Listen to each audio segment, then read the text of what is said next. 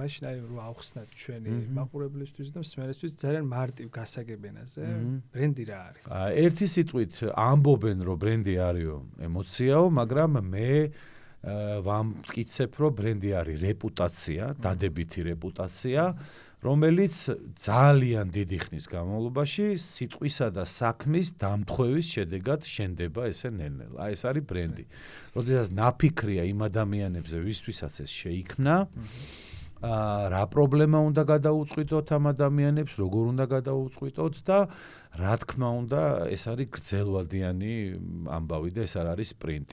ხო, ჯერ შინაარსია და მერე არის შეფუთვა რა. მე ასევე ვიძახიო, ეს უკვე ჩემი ფილოსოფიაა ბრენდინგისადმი, რომ ბრენდი არის ადამიანი.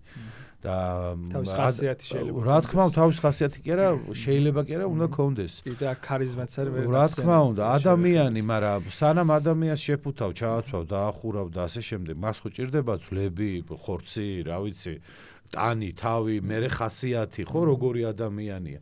და მერე ასე ვთქვათ, არის, ასე ვთქვათ, საბოლოო ჯამში დგება მისი ვინაობა თავის სახელით, ვისი გორის არის, ასე ვთქვათ, გენეტიკა და ასე შემდეგ. ზუსტად იგივე ამბავია ბრენდი, აბსოლუტურად ერთადერთი სხვაობა ადამიანსა და ბრენდ შორის არის ის, რომ კარგი მმართველების ხელში ბრენდი გაცილებით დიდხანს ცოცხლობს ვიდრე ადამიანი. აი ეს არის და ეს.